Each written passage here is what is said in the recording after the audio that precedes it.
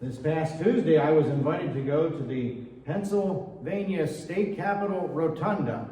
I don't go there very often. I was invited by the Pennsylvania Family Council's Church Ambassador Network to go with other pastors and pray for our legislators. Now, our legislators are facing some tough legislation that's out there. In particular, and the reason I was asked to come was because last Sunday night, at the last moment, in a very sneaky way, in my opinion and the opinion of others, there was a legislation piece that was introduced, a bill to Pennsylvania that would legalize marijuana. And I have to tell you, I believe this is a terrible idea, especially the way the bill was snuck in that sneaky way. Now you might be thinking, what a way to begin a Mother's Day message by talking about that. But there is a point. You see, prior to that time where we got to pray with the legislators, we got to meet with some families down in the media room that stood up and told their stories. And the stories were heartbreaking.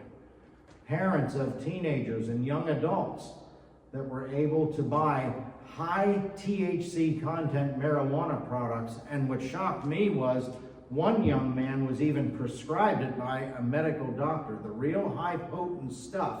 And the result has been a disaster. This stuff has created psychosis in all of those that were there that testified. And these families, their lives are a big mess. It never ends because of this. Now, the reason I'm bringing this up to you today is as I watch those families give their testimony, their heartbreaking testimonies, I noticed in particular that between the moms and the dads, the moms particularly were cut to the quick with grief. You could see the grief in their eyes. And it doesn't surprise me one bit because Proverbs chapter 10 and verse 1 says that a wise son brings joy to his father, but a foolish son brings grief to his mother. That's true. You see, in many families, when things get messy, when things go awry and go down the wrong road, it's usually mom who takes it the hardest. How many times have we heard a mom say, "This is all my fault," or "I am a terrible mother," or even, "I am the worst mother ever"?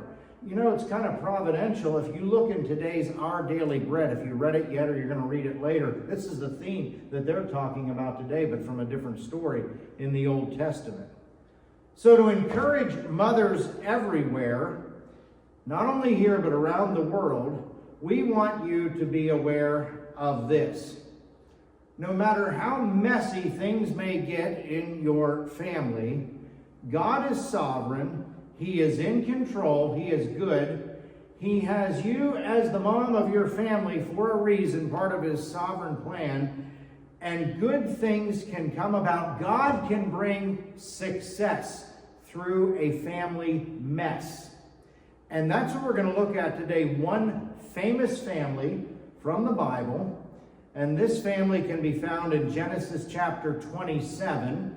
It's verses 1 to 41. We're not going to read all of those verses, but in fact, we're going to read some before that and some after. We're going to skip around today more thematically. But if you'd like to follow along, the base chapter we're looking at, Genesis chapter 27, you can find it on page 25 of the Pew Bibles, or certainly you're welcome and encouraged to open your own Bibles or call it up on an app on your phone as we look at this passage. Genesis chapter 27. But not to confuse you, before we look at 27, we're going to get some background to this family that we're going to look at today. And we're going to find that in Genesis chapter 25 and verse 20, just a page back from Genesis 27. And this is the family you're going to meet. Meet the family of Isaac and Rebekah and their two boys, Jacob and Esau. So let's meet them now in Genesis 25 and verse 20. This is what it says.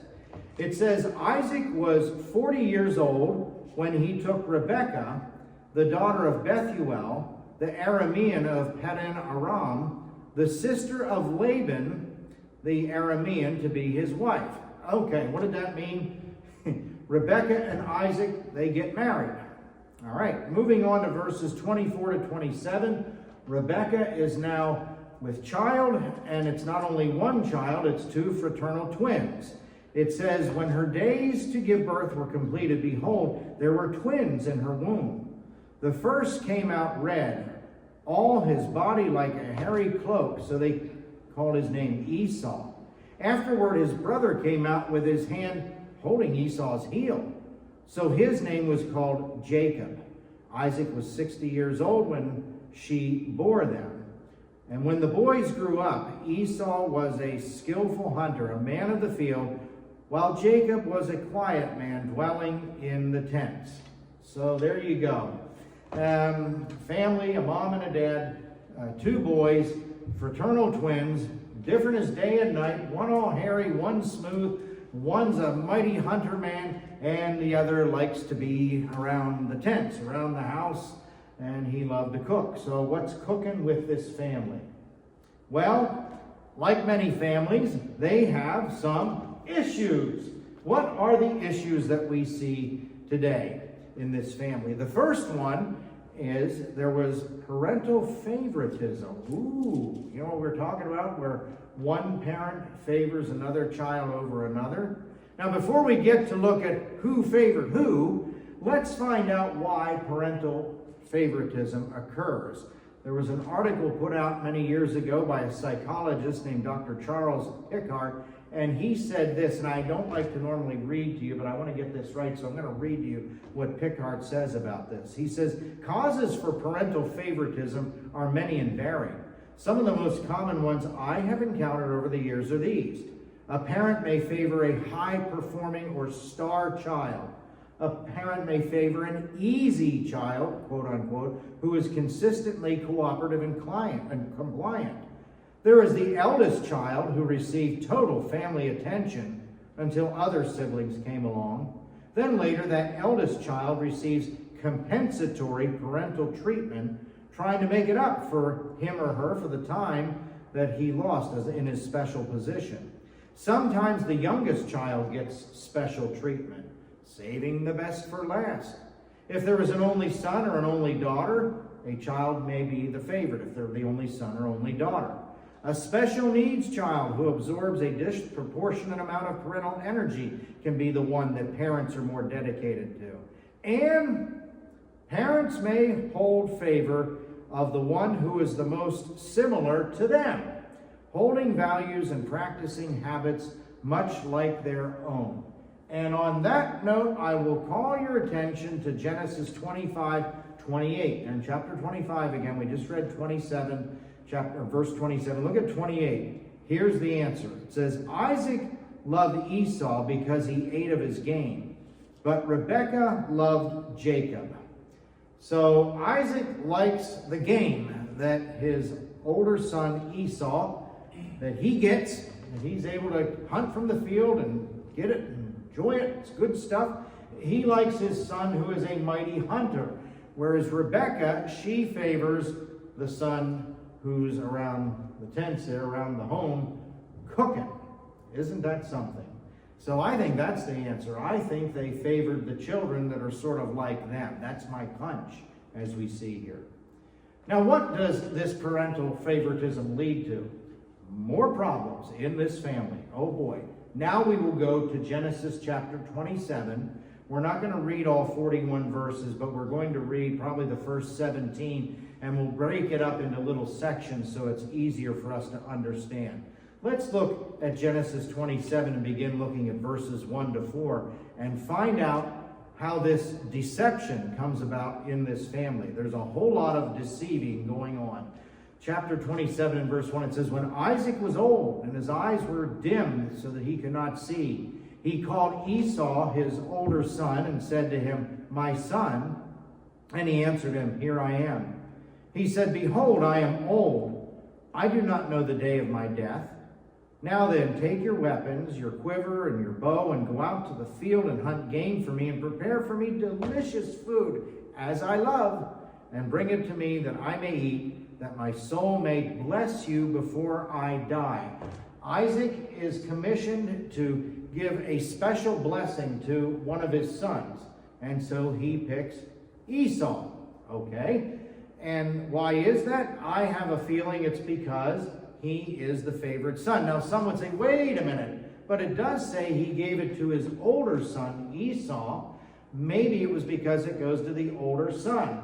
Well, if that's the case, this story really gets complicated, and I will tell you why. Esau was the elder son. He was born first. Jacob was born second chronologically.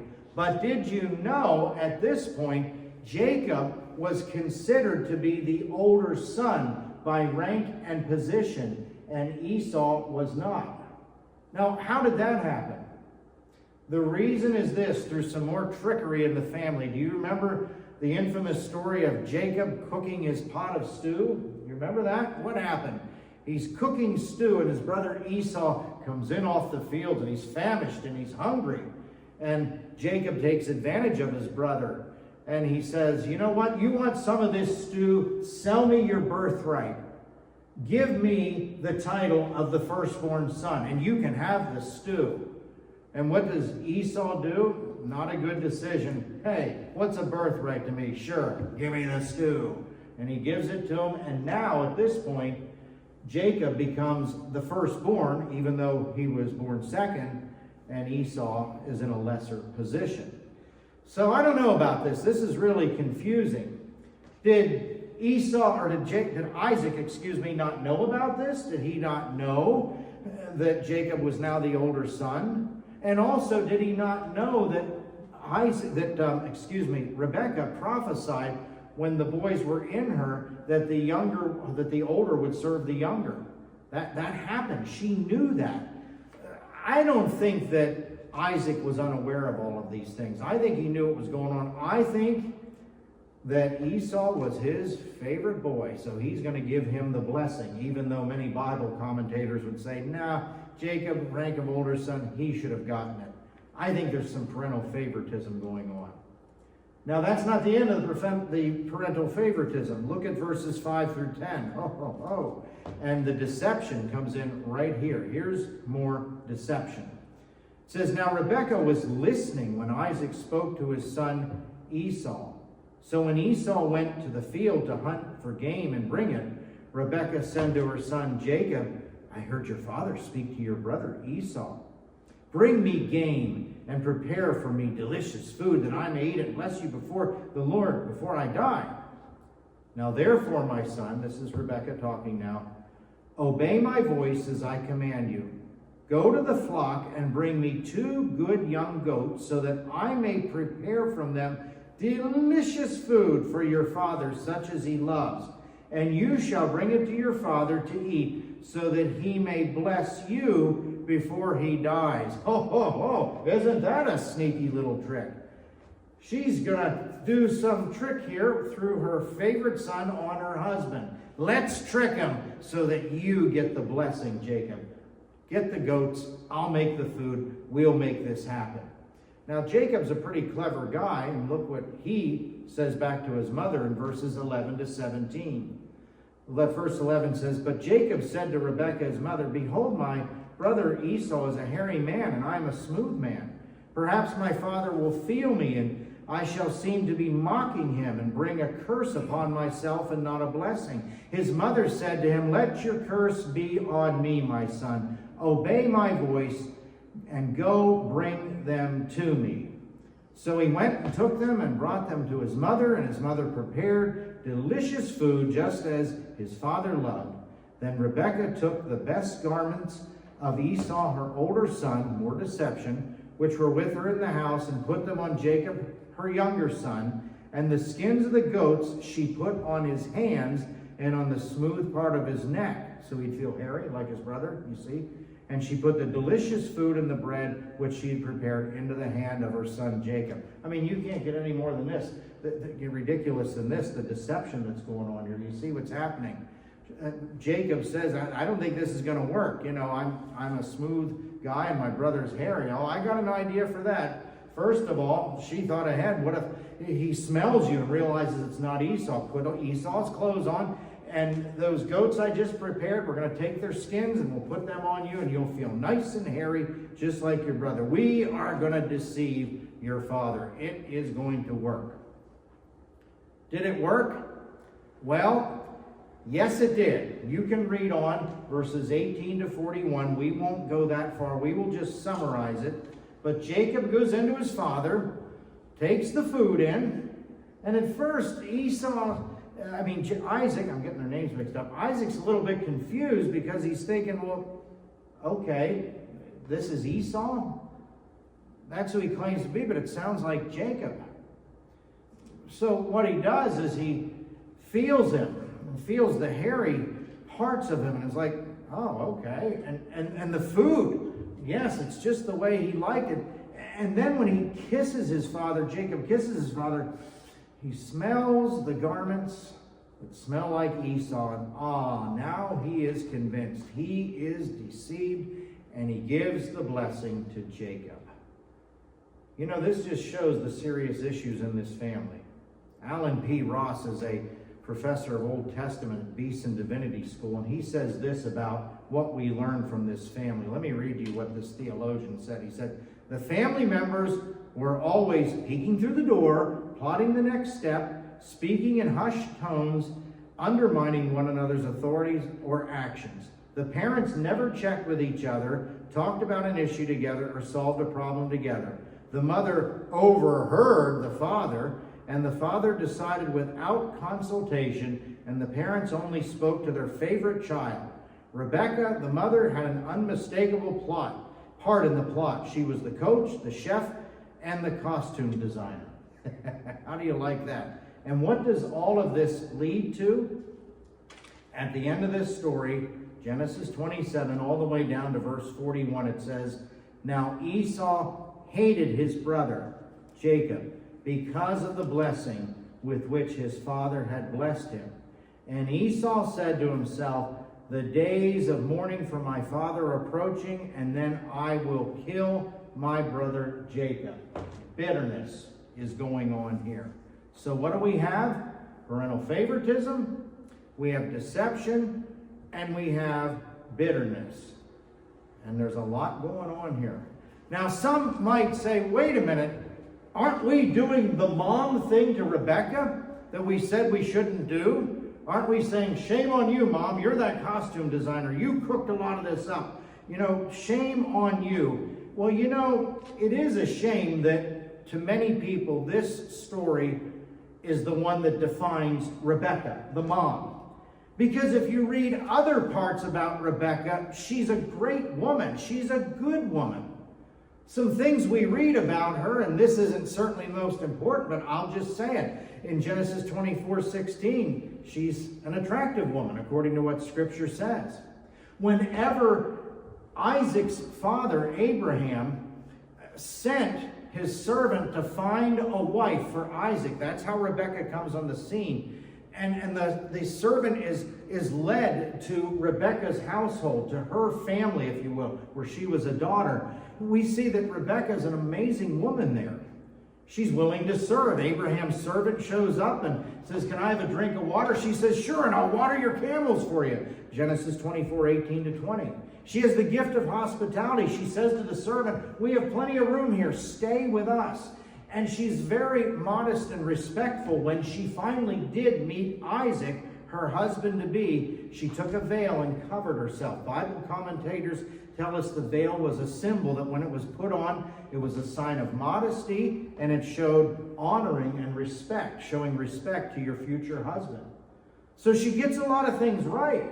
She is a hard worker. She's a servant. She's a respectful and honest and good woman at this point. But what do we see that happens? She has some faults, and everybody likes to point those out. And isn't it something how that continues on today, to this day, that a lot of moms feel like they're the worst mom in the world. They're defined by something that went haywire and not by really who God created them to be. Well, here's the good news that I'd like to give to all of the moms out there. God continues to work in and through imperfect families and people. Because, you know that terrible thing that was the result at the end where Esau hates Jacob and wants to kill him? Genesis 33, verses 1-4, these guys meet up again. Jacob and Esau meet with one another. And when that meeting happened, it says in verse 4, Esau ran to meet Jacob and embraced him and fell on his neck and kissed him, and they wept. Finally, there was reconciliation.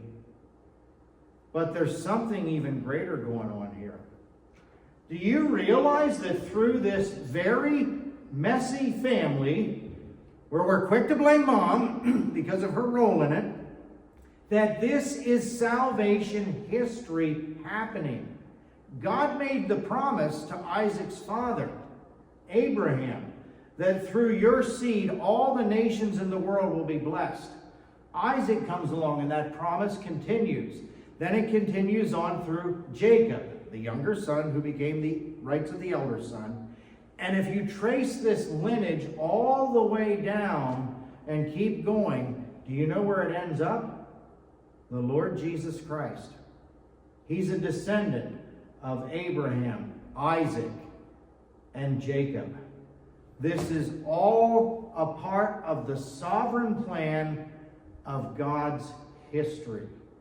God uses imperfect families and people, even those with serious issues, even in a family where there is deception, where there's favoritism, where there's bitterness, doesn't matter. God uses it all to carry out his plan. So if you know of a mom who is struggling, a mother or a grandmother or great-grandmother, because her family isn't perfect, maybe she thinks she's the worst mother in the world, let's bless her today by honoring her and honoring all mothers. Let's remind them that God is sovereign. He's in control, and he works in and through imperfect families, bringing about blessings and working all things for the good of those who love him, who have been called according to his purpose. Happy Mother's Day. Let's go forth honoring our mothers in that way and trusting in our great and wonderful God as he leads us along. Amen.